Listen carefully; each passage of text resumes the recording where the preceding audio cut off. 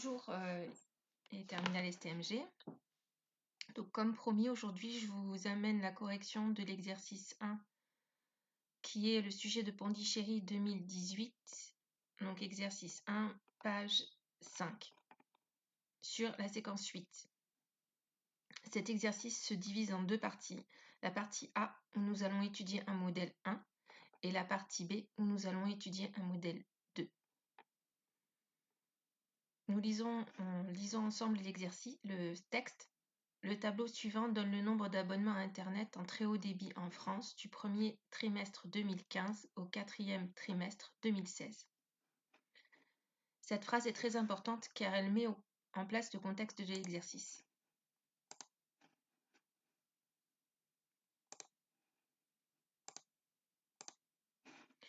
On peut voir que cet exercice nous parle d'un nombre d'abonnements à Internet en très haut débit en France sur une durée qui est du premier trimestre 2015 au quatrième trimestre 2016.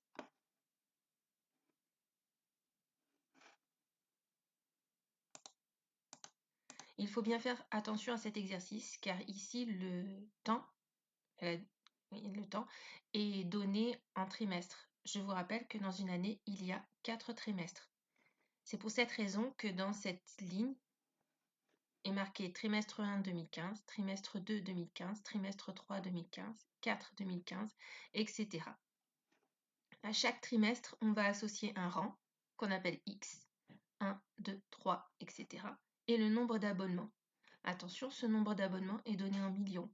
Par exemple, pour le trimestre 1 2015, c'est 3 556 000 abonnés.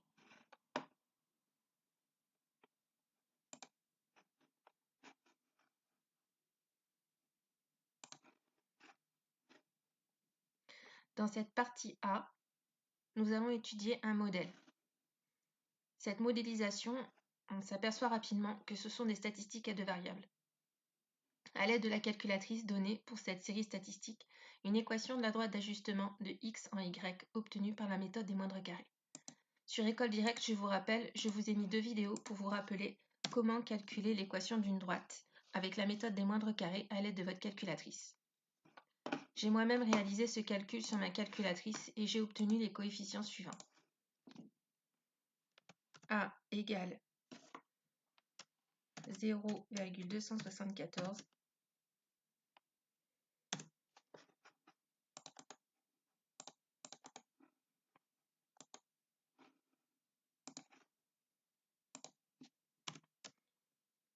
B égale 3,15.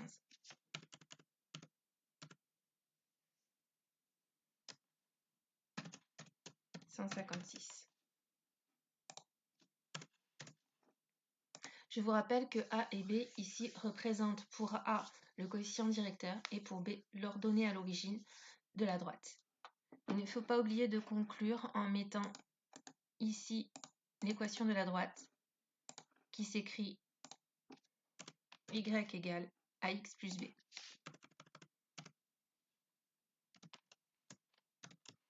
« 0,274x plus 3,156. Vous voyez que par la suite, on va nous faire travailler avec une autre équation de droite. Passons à la deuxième question. On vous dit ici, on décide de modéliser l'évolution du nombre d'abonnements Y en fonction du rang X du trimestre par l'expression Y égale 0,27x plus 3,16. Vous voyez que cette équation de droite que l'on nous donne dans le texte est légèrement différente de l'équation de droite que j'ai obtenue par la méthode des moindres carrés avec ma calculatrice. C'est normal, c'est pour que le correcteur puisse faire la différence entre votre travail et ce que nous donne dans le texte. Il est bien évident que pour le reste de l'exercice, nous allons nous servir uniquement de cette équation de droite. Sur la base de ce modèle, calculer le nombre d'abonnements prévus au deuxième trimestre de l'année 2018. Ici, ce qu'on nous demande de calculer, c'est le nombre d'abonnements. Donc, on a bien conscience que le nombre d'abonnements est donné par la lettre X. Dans cette question, je vais prendre l'équation de la droite et je vais remplacer x par la valeur correspondant au deuxième trimestre de l'année 2018. Pour ce faire, j'ai préalablement réalisé un petit tableau que vous pouvez faire sur votre feuille de brouillon. Évitez de mettre ce tableau sur votre copie. Trimestre 1, donc si je reprends le tableau ici, je vois bien que le trimestre 4 2016 correspond au rang 8. J'ai donc sur la première ligne mis les trimestres et sur la deuxième ligne associé le rang. Trimestre 4 2016 rang 8 et j'ai ainsi continué jusqu'à ce que j'arrive au trimestre qui me convient, c'est-à-dire le deuxième trimestre de l'année 2018 qui est ici.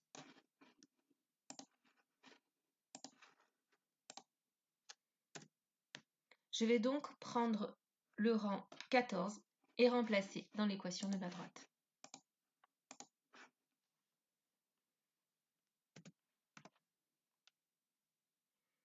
N'hésitez pas à remettre l'équation de droite sans remplacer par les valeurs x par sa valeur.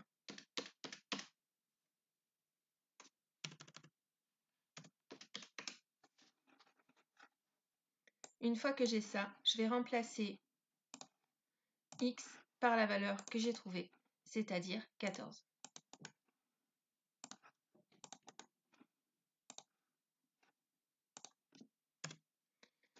Comme je passe à l'expression littérale, il ne faut pas que j'oublie de mettre un multiplié. L'expression numérique, excusez-moi.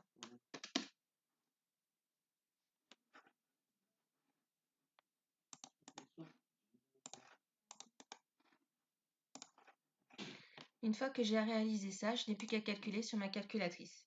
Et j'obtiens 6,94.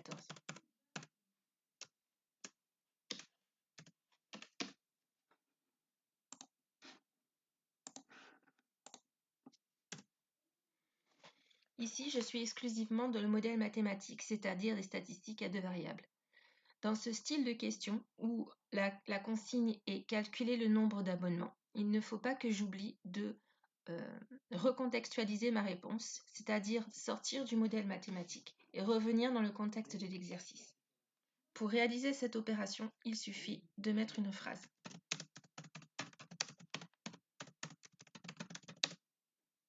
Le nombre d'abonnements au deuxième trimestre de l'année 2018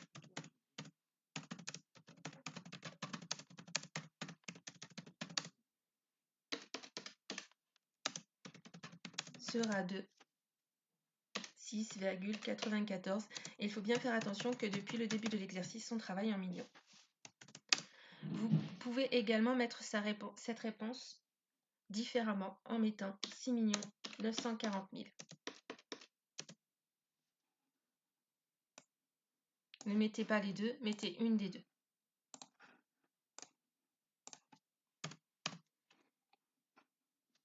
Je viens de terminer la deuxième question. La question suivante, je passe à la partie B. Dans cette partie, je change de modèle.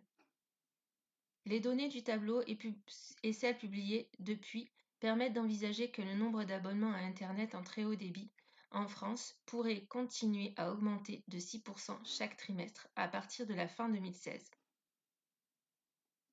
On note UN, le nombre d'abonnements en millions à Internet en très haut débit en France au bout de N trimestres, ainsi U0 égale 5,43. Vérifiez en détaillant le calcul que U1 égale 5,76. Ici, on change complètement de modèle mathématique puisqu'on passe avec des suites. Avant de commencer à répondre à la première question, je vais aller chercher les informations qui me semblent importantes et essayer de déterminer est-ce que c'est une suite arithmétique ou est-ce que c'est une suite géométrique. Ici, on me parle d'une augmentation de 6%. Lorsque je vois une évolution dans le texte, je dois tout de suite penser à une suite géométrique. La raison de cette suite géométrique sera le coefficient multiplicateur. Ici, on me donne le premier terme, 5,43, en faisant bien attention que je suis de nouveau en millions et que cette valeur correspond à la fin de l'année 2016, c'est-à-dire au trimestre 4 de l'année 2016. Grâce à toutes ces valeurs, je vais pouvoir commencer à répondre aux questions.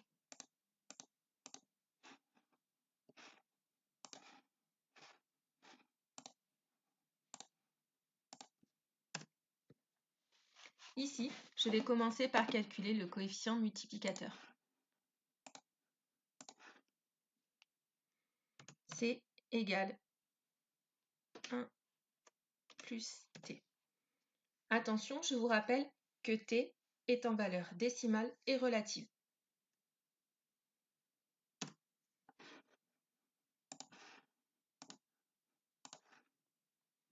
T ici vaut plus 6%, c'est-à-dire 0,06.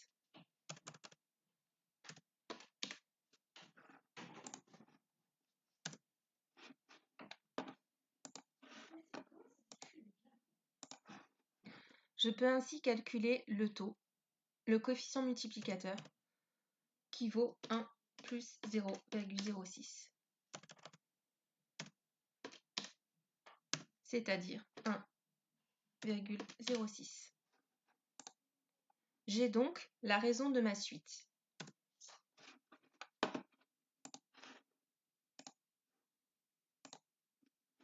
Je vais pouvoir calculer de cette manière le premier terme.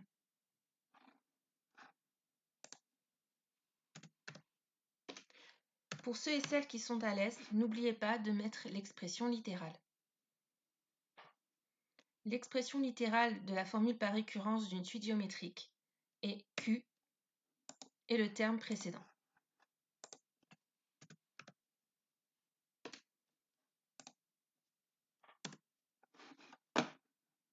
De cette manière, je n'ai plus qu'à remplacer.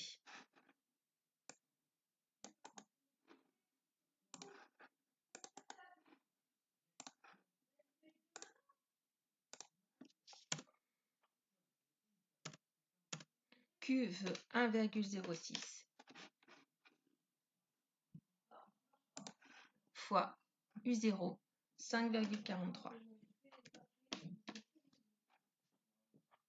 Je calcule cette valeur sur ma calculatrice et j'obtiens, en arrondissant correctement, attention au centième, c'est-à-dire à 2 chiffres derrière la virgule, 5,76, qui est effectivement la valeur qu'on me donne dans le texte.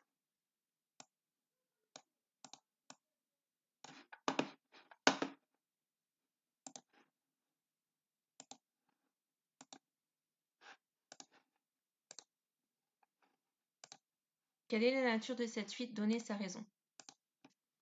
Nous avons déjà effectué ce travail puisqu'en calculant U0, on a déterminé la nature de la suite, c'est une suite géométrique. Et la raison, on la connaît déjà, 1,06. Je n'ai plus qu'à faire une phrase. La suite est une suite géométrique.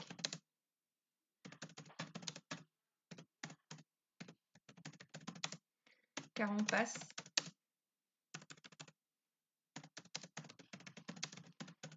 d'un terme au suivant en multipliant toujours par le même nombre.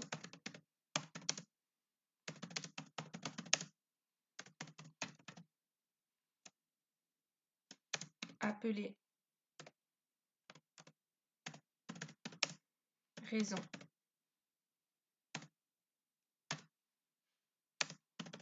Et de valeur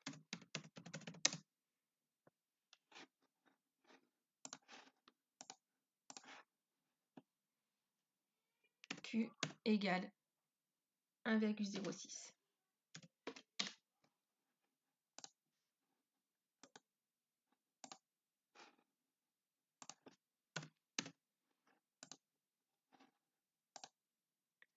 Question suivante. Exprimer UN en fonction de n. Si j'essaye de reformuler cette question, je peux me demander quel est le terme général de UN. Il suffit de reprendre la carte mentale que nous avons faite en cours, de prendre la branche suite géométrique, exprimer UN en fonction de n, et de se demander ma suite ici commence par U0 ou U1. La réponse est dans le texte. Ma suite commence par U0. Je peux donc écrire le terme général.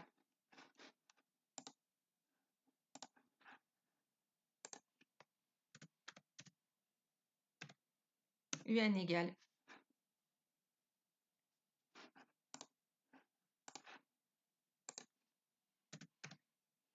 U0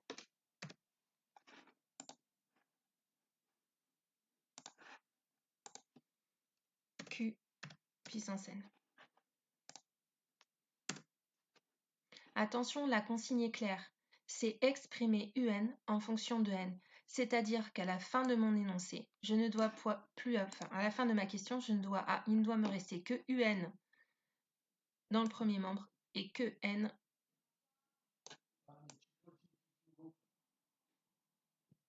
Non, je ne peux pas le mettre en rouge, j'y arrive pas. Que n dans le deuxième membre. Donc il suffit de remplacer U0 et Q par leur valeur.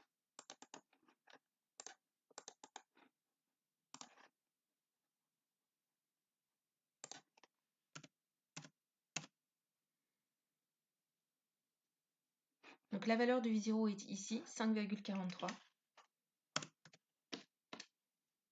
Attention, ici, comme je passe dans l'expression numérique, il faut que je mette des multipliés. La valeur de Q, je l'ai également, 1,06. Voilà, j'ai exprimé UN en fonction de n.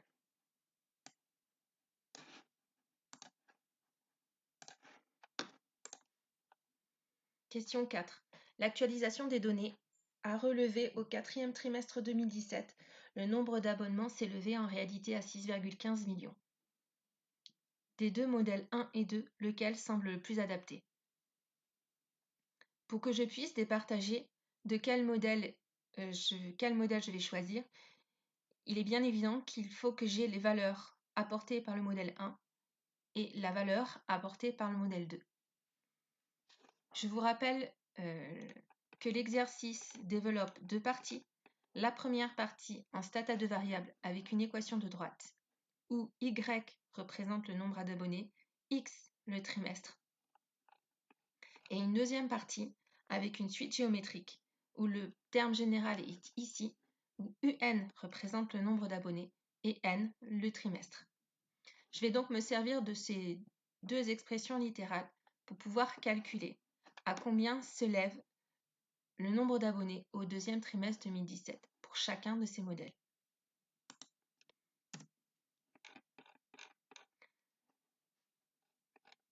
Pour ce faire, il faut que j'arrive à déterminer dans le modèle 1, le deuxième trimestre 2017 correspond à quel rang. J'ai fait mon petit tableau dans la deuxième question sur ma feuille de brouillon et je vois que le deuxième trimestre 2017 correspond au rang 10. Je vais donc reprendre ce calcul et remplacer x par 10 pour pouvoir calculer.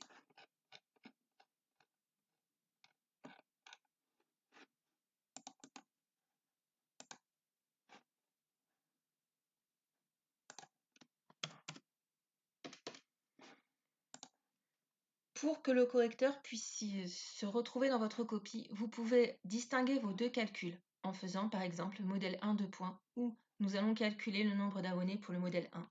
À vous de rédiger votre copie comme vous voulez. Vous pouvez également rajouter une phrase. Le deuxième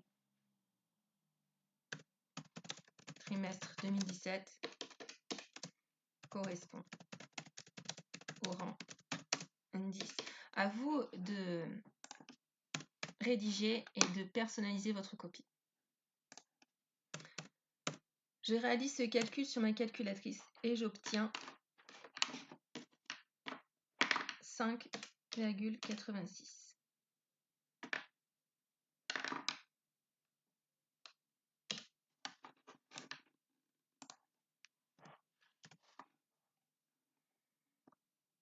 Je vais effectuer maintenant ce calcul à l'aide du modèle 2.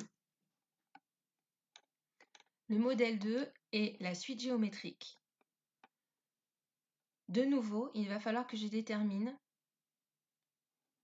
à quel rang correspond le deuxième trimestre 2017 à l'aide du modèle 2. Si je retourne dans le texte, je vois que le rang 0 correspond à la fin de l'année 2016. Donc, de nouveau, je vais réaliser un tableau sur ma feuille de brouillon. Trimestre 4 2016, rang 0, trimestre 1 2017, rang 1, trimestre 2 2017, rang 2. J'ai trouvé mon rang, il est ici. Le rang n'étant pas très éloigné du premier terme, je pourrais continuer ma suite par récurrence. C'est-à-dire prendre U1, que j'ai calculé dans la question 1, qui est ici, et multiplier ce terme par 1,06 pour obtenir U2. Ici, je ne vais pas choisir cette solution, qui est la plus simple, bien évidemment, mais pour pouvoir revoir comment utiliser un terme général ou une expression de UN en fonction de n, je vais prendre cette expression littérale. Mais ce n'était pas obligatoire.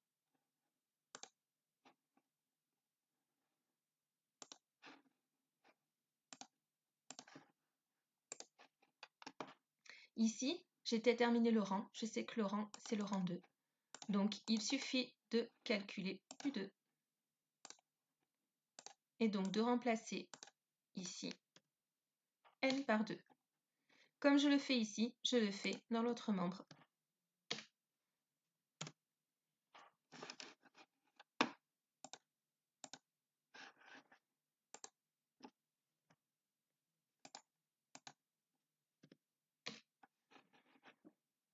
Il me suffit maintenant de calculer.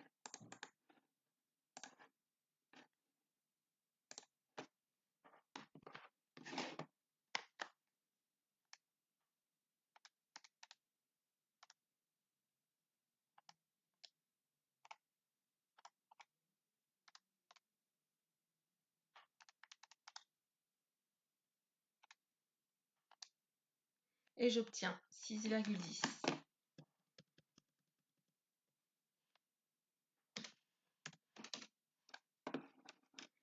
J'ai oublié de vous dire également que ici, il aurait été judicieux de recontextualiser la réponse et de mettre simplement une phrase de ce style-là.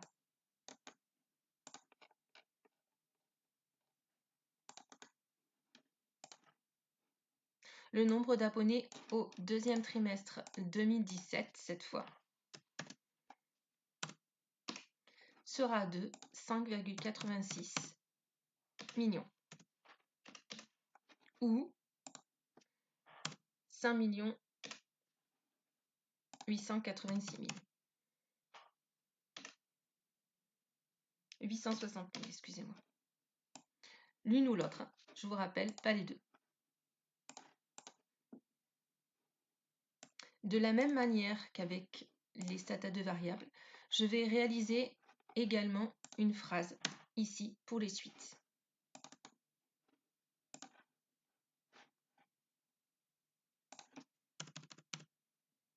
6,10 millions ou 6 100 000.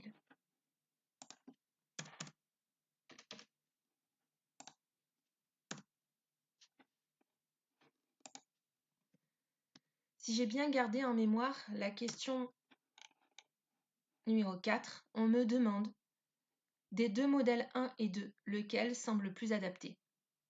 Maintenant que j'ai calculé mes deux valeurs numériques à l'aide de ces deux modèles, je vais pouvoir les comparer avec la valeur donnée dans le texte, qui est 6,15 millions. À l'aide du modèle 1, je trouve 5,86 millions et à l'aide du modèle 2, je trouve 6,2 millions. C'est assez facile de voir que le modèle le plus adapté sera le modèle 2.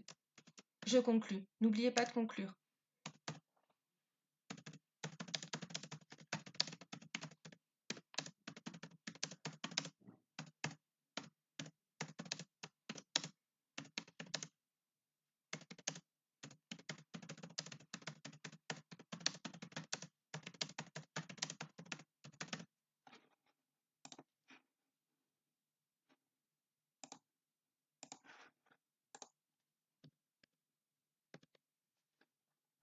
Je termine cet exercice avec la question 5. Alors, je sais que tout le monde a peur des algorithmes et que c'est quelque chose qui vous effraie énormément. Avant de s'affoler, il faut essayer de lire la question. On vous dit, l'algorithme ci-dessous est destiné à estimer le nombre de trimestres nécessaires pour qu'au moins 10 millions de foyers soient connectés en très haut débit à Internet. Quelle est la valeur de la variable n à la fin de l'exécution de l'algorithme? On me réinitialise la variable n à 0, on m'initialise la variable u à 5,43. Donc tout de suite, je vois que ici, le modèle utilisé est le modèle 2 des suites géométriques. Tant que u est strictement inférieur à 10, donc c'est-à-dire que tant que le nombre d'abonnés n'est pas supérieur à 10 millions, on continue l'algorithme. À la variable u, j'associe u fois 1,06, c'est-à-dire la forme par récurrence. Je passe d'un terme au terme suivant en multipliant par la raison, et ici, la raison est 1,06. Ensuite, j'incrémente la valeur n, c'est-à-dire je lui donne la valeur n plus 1. Je passe au terme d'après, fin tant que. Et là, je termine l'algorithme. Tant que cette valeur est inférieure à 10, je le continue. Quelle est la valeur de la variable n à la fin de l'exécution de l'algorithme? Plusieurs méthodes de résolution. On aurait pu faire une équation. Le problème de l'équation ici, c'est qu'on est obligé de passer aux racines énièmes. Ce qui était tout à fait valable, on pouvait le faire. C'est quand même une méthode que je vous déconseille. La méthode la plus simple ici était de faire un tableau et on avait déjà fait un exercice sur ce style-là. Ce tableau, je l'ai déjà réalisé. Je vais vous expliquer comment je l'ai construit.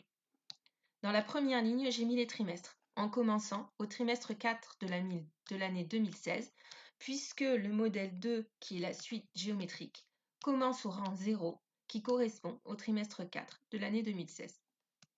Ensuite, j'ai continué trimestre 1, trimestre 2, trimestre 3, trimestre 4 de l'année 2017, et ainsi de suite. J'ai incrémenté, j'ai également continué mes rangs 0, 1, 2, 3, 4, 5, 6, etc. etc. Et ensuite, j'ai calculé les termes, en prenant pour le premier terme ici 5,43. Et ensuite, pour passer de là à là, j'ai simplement fait fois 1,06, fois 1,06, fois 1,06, etc. Et j'obtiens ainsi la dernière ligne, puisque ce qui m'intéresse, c'est de savoir quand le nombre d'abonnés sera supérieur à 10 millions.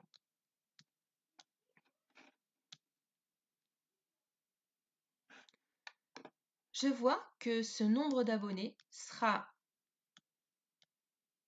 atteint au rang 11, c'est-à-dire au trimestre 3 de l'année 2019. Si je relis bien l'algorithme, je vois que moi, ce que je veux, c'est que U soit inférieur à 10. Donc attention de ne pas faire l'erreur de prendre le rang 11, puisque au rang 11, je dépasse 10. La valeur qui sera marquée à la fin de l'algorithme sera le rang 10 et non pas le rang 11.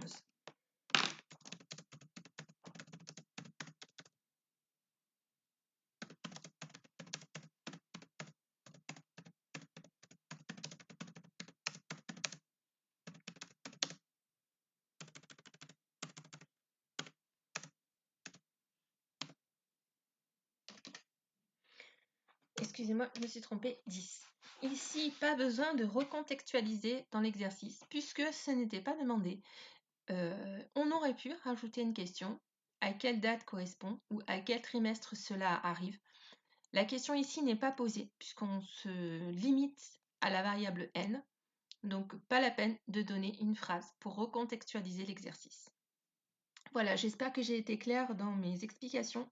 N'hésitez pas à me faire part de vos remarques par mail et de vos questions, de vos interrogations.